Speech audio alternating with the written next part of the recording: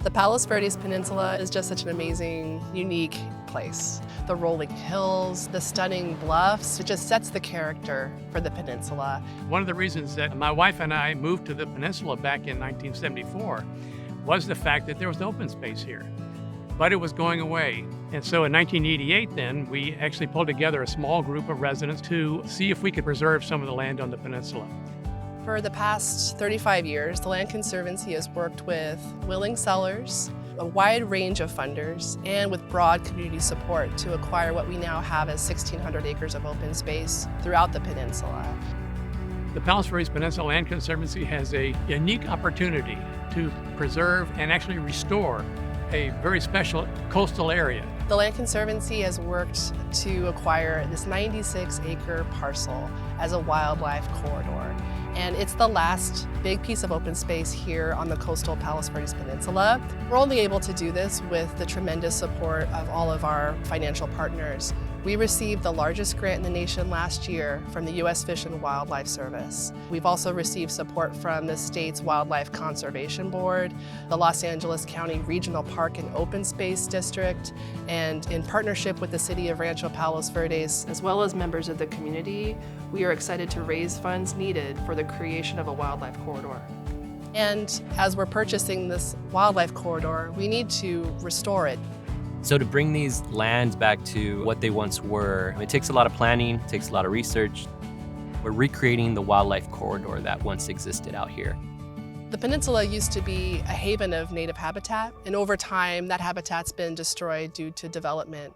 And there are so many species on the peninsula that rely on the native plants for their survival. We have the Palos Verdes blue butterfly. It's the rarest butterfly in the world, and it only exists here on the Palos Verdes Peninsula. We have the El Segundo blue butterfly, which is an endangered species. We have burrowing owls and a host of other owls and hawks. There are some critical songbirds that are threatened or endangered that include the California gnatcatcher and the cactus wren. Each one of these species has historically existed out here. Their habitat has been degraded over time. A lot of the issues are invasive plants. We remove those non-native species. We'll be bringing in goats to eat mustard and fennel and acacia. They could do an acre a day. And we will start to plant, either with seeds or direct plants, and these plants will start to heal the land. The upland areas that have a lot of habitat that are part of the preserve, those areas will now be connected to the coastal areas. We're helping wildlife to move back and forth with the native plant species that they've adapted to. These native plants typically mitigate issues of drought and fire risk. They're not as flammable, and they have deep taproot systems. The state of California has shown its leadership in conservation and has proclaimed that by 2030, they will work to preserve 30% of the state's open space to support biodiversity. Here locally, we're an example of how that state initiative is coming into practice in the Palos Verdes Peninsula.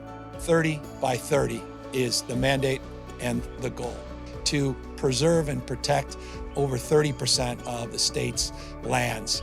If we hadn't done what we started in 1988, this land above us was actually slated for development.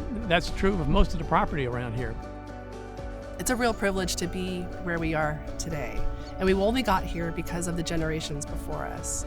And so it's our responsibility now going forward to carry on that legacy of conservation.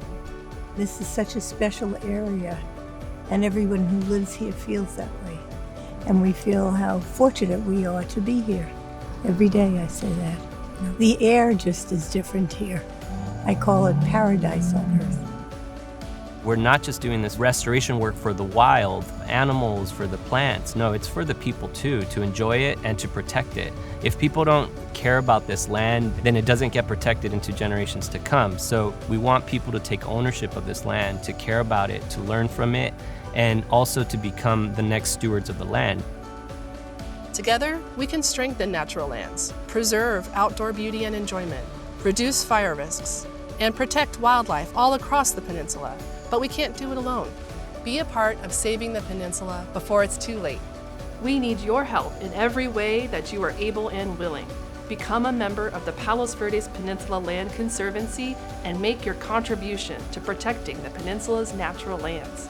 Please tell your family, friends, and neighbors that we need their help too.